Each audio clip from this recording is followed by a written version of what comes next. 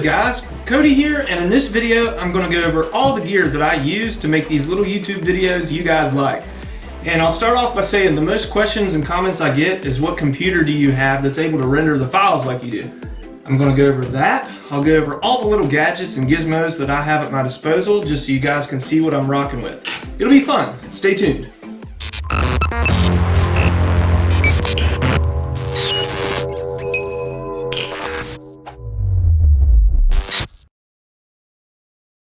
So I'm going to start the video out with my all-star player, the DJI Mavic 2 Pro. I absolutely love this drone, from the way that it flies and handles to the dynamic range of the camera. And coming from the Mavic Pro Platinum, this is a whole different world. So I'm not a big fan of the carry bags that you get with the Fly More combos, but I always end up buying a case, and I did not go wrong with this one. This is from Case Club. This is a company out of California. This is a heavy-duty, durable, waterproof, just awesome case for what I need. I just love all the extra pockets and cubbies that this thing has. I mean, it has all the room that I would need. Extra props, extra batteries, remote, some other odds and ends, my ND filters. So yeah. It also has a built-in spot just for my iPad. And yes, I bought an iPad just for the purpose of my drone. I was getting tired of trying to take my phone out of the OtterBox to fit in the remote, and it just got to be a hassle. This can still be a hassle as far as setting up, don't get me wrong, but with a bigger screen, you can see for, say, power lines or anything that you come up on. You'd be able to spot them a lot quicker with the iPad.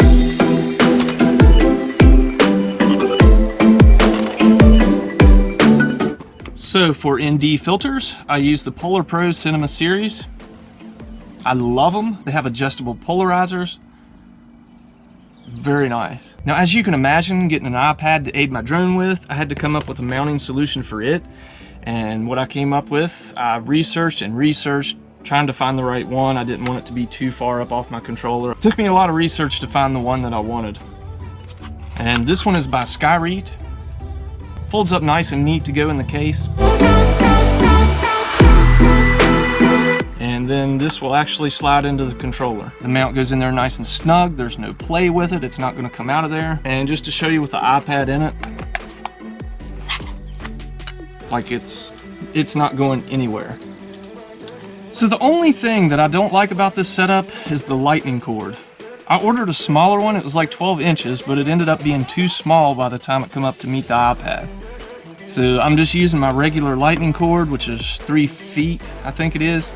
And this is what I'm dealing with.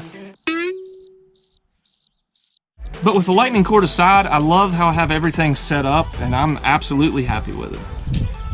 Some extra SD cards. Carry extra SD cards.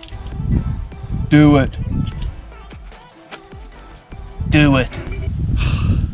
I'm going to take this video back inside. It is way too hot out here right now. You remember the old schoolhouse that I filmed in one of my previous videos? Want to see the top of it?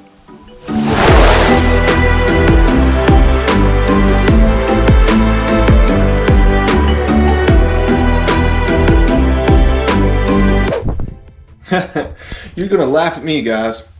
This is just a regular toolbox from Lowe's, just a cheap toolbox to hold all of my GoPro stuff. I would probably call this Go Amateur. There is so much just cheap pieces. I've got suction mounts.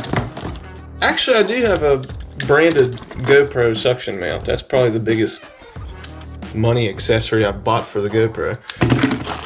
But I mean, just pieces of all kinds of stuff. So yeah, if you wanted to get professional with the GoPro, you're gonna spend like 3 times more than what the camera's worth itself just to have a proper setup. And an example of that is this room.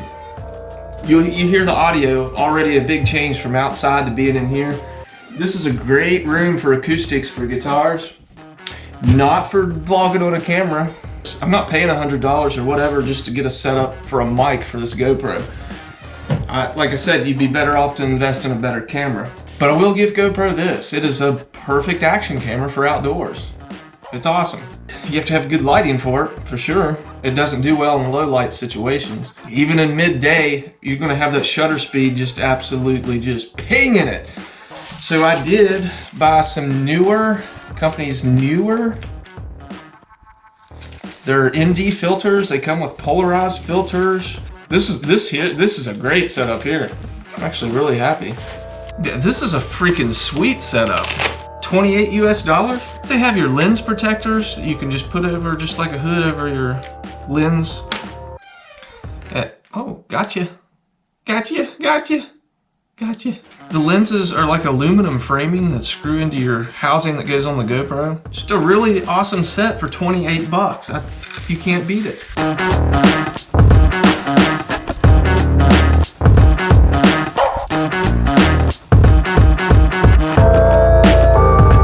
Alright guys, so the GoPro I'm rocking is the GoPro Hero 7 Black.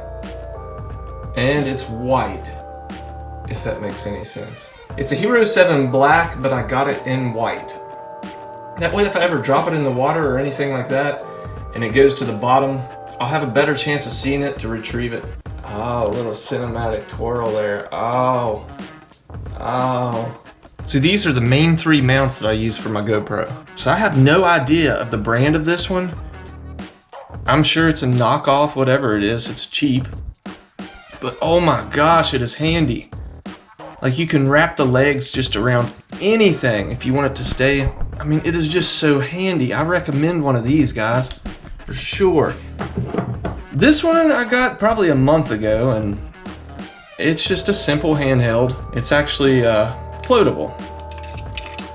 So the cap unscrews, you can put things in it like money or whatever if you're out at the beach or something. If you drop the camera, the little orange floater bob, hopefully you'd see it in the water. I don't know. I'll be honest, I got this from Walmart. Well, not the GoPro housing itself, just the tripod stand. But you can unclick it and it extends out. I mean, it's ridiculous. Plus you have the little feet on the bottom, the little tripod leg. And I caught them on a discontinued rack for like $2. So I bought every one they had. You don't have to go crazy with the GoPro as far as accessories, because there's companies that makes cheaper stuff. You don't need the best of the best, because you're probably going to tear it up anyway. This is the only GoPro name branded accessory I think I have for my GoPro. I think.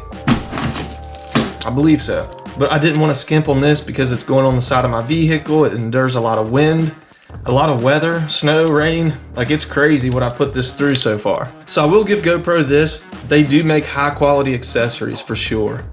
The best of the best. But the difference between them and me, I'm a cheapskate. So you don't have to have the best of everything for your GoPro. It is such a little camera to get creative with. There's so many things you can do. For example, attach it to my guitar.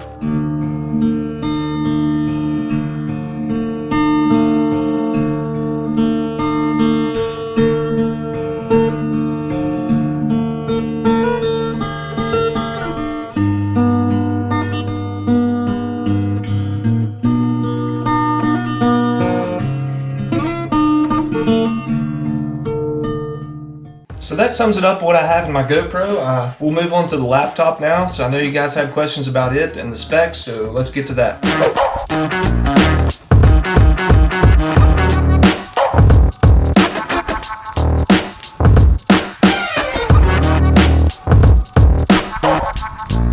Well guys, here it is in all its glory. This is the MSI Ge72 Vr Apache Pro. So this laptop's like 4 or 5 years old now, but still works like a champ. Obviously, you can build a desktop a lot cheaper than a laptop, but for the sake of mine, I needed it mobile. This has the Intel 7th Gen Core i7-7700. The graphics card that this thing is running is the NVIDIA's GeForce, the GTX 1060. I think, well, what's out right now, like the 1080? It's got a terabyte of hard drive storage. Now, for the solid state drive, it only has 128 gigabytes, so you definitely want to make sure that you have an external SSD. Always put your footage to work off of on one drive only. That makes your graphics card work a lot more efficient. If you don't have an SSD, you can... I'm getting distracted by Nate Gordon's keyframing here. If you want to check out some sick edits with a Mavic Zoom, I'm going to put a link to Nate Gordon's channel right up here in the corner. Check him out when you're done with this video. So yeah, if you're having trouble rendering videos or your software seems to be getting hung up as you're trying to edit, try putting all of your footage on one drive to work off of. It seems to do it for me. So the editing software I use is PowerDirector 18. I also use their color director, which is kind of like a DaVinci Resolve where you can tweak the colors, do your color grading. It's nowhere in depth as DaVinci Resolve. I don't recommend these programs to anybody. The only reason I use them is because I've used them so long that I'm used to all the aggravations and headaches that come with it. But no, I don't recommend this program to anybody. If you have something else, master that.